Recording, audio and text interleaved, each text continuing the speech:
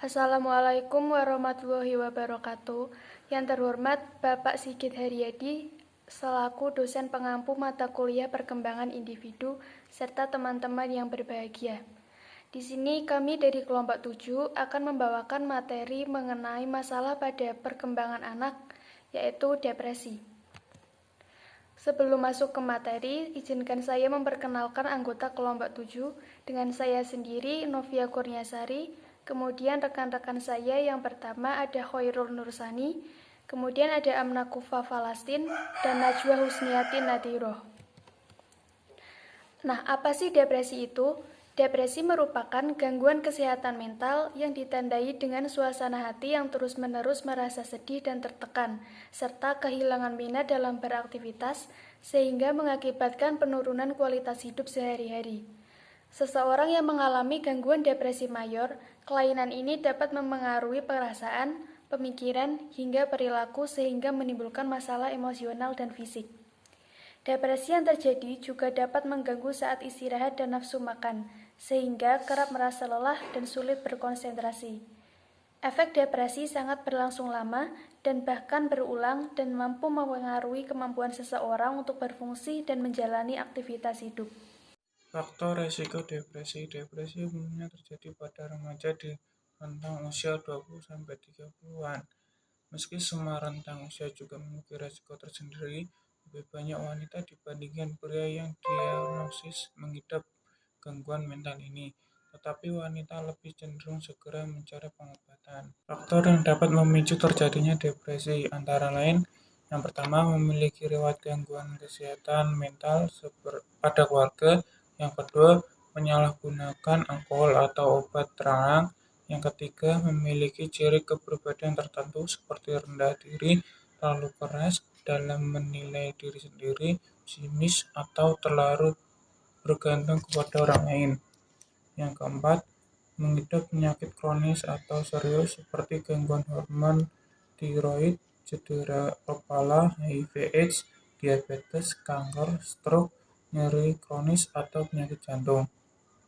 Yang kelima, mengonsumsi obat-obatan tertentu seperti beberapa obat tekanan darah tinggi atau obat tidur. Yang keenam, mengalami kejadian traumatik seperti kekerasan seksual, kematian, kehilangan orang yang dicintai, atau masalah keuangan. Beberapa penyebab depresi seperti masalah biologis. Seseorang yang mengidap depresi kemungkinan mengalami perubahan fisik di otak. Meski begitu, tingkat signifikan dari perubahan ini belum diketahui secara pasti, meski akhirnya dapat membantu untuk menentukan sesuatu yang menyebabkannya. Kemudian gangguan hormon. Perubahan atau gangguan pada keseimbangan hormon dapat memicu terjadinya depresi. Hal ini kerap terjadi selama kehamilan dan beberapa minggu atau bulan setelahnya. Hal tersebut biasa disebut dengan pasca-partum. Setelah itu, seseorang yang mengalami masalah tiroid, menopause, serta beberapa kondisi lainnya juga memiliki resiko tinggi pada depresi. Gangguan kimia pada otak.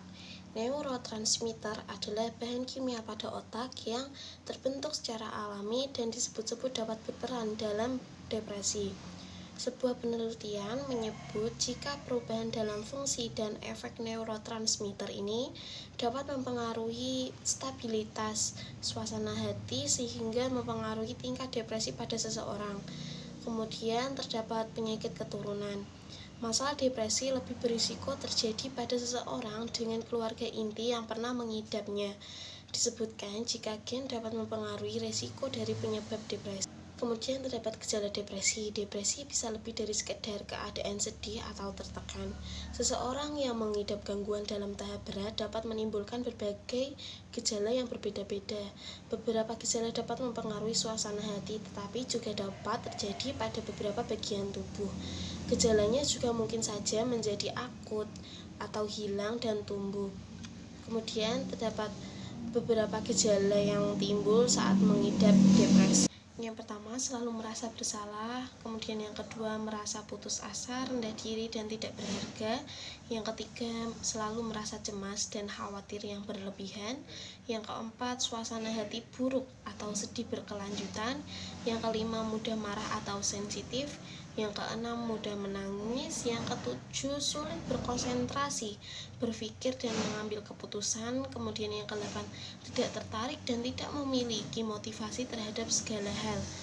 Kemudian yang kesembilan, timbul pikiran untuk menyakiti diri sendiri atau bunuh diri. Yang kesepuluh, selalu merasa kelelahan dan hilang tenaga. Yang ke-11, perubahan siklus menstruasi pada wanita. Yang ke-12, konstipasi. Yang ke-13, gerakan tubuh dan bicara yang lebih lambat dari biasanya. Kemudian yang ke-14, hilang gairah seksual. Yang ke-15, gangguan tidur. Dan yang terakhir, perubahan berat badan dan selera makan. Kemudian terdapat cara mengatasi depresi seperti jadilah lebih aktif, kemudian makan makanan yang sehat, tidur yang cukup, hadapi masalah Anda, dan lakukan hal-hal yang baru dan menyenangkan dengan orang-orang terdekat. Baik, di sini saya akan menjelaskan bagaimana cara mencegah depresi. Yang pertama yaitu hindari kebiasaan menyendiri dengan mencari komunitas yang lebih baik. Maksudnya itu kita harus mencari lingkungan yang mendukung kita, yang bisa membuat rasa nyaman dan menghilangkan rasa depresi pada kita. Yang kedua, membuat hidup lebih sederhana dengan membuat perencanaan jangka pendek dan jangka panjang. Contohnya itu seperti membuat to-do list hari ini, hari esok, atau hari-hari yang akan datang. Yang ketiga, berolahraga secara teratur, minimal 3-5 kali dalam seminggu dengan durasi sekitar 30 menit. Yang keempat, konsumsi makanan dengan gizi seimbang dan pola makan yang teratur. Dan yang kelima, buat hidup lebih santai dengan hindari stres. Dan yang terakhir, hindari konsumsi minuman beralkohol serta obat-obatan terlarang. Sekian dari kami kelompok 7. Maaf jika ada kesalahan dalam penyampaian materi maupun penyajian bahan materi. Terima kasih.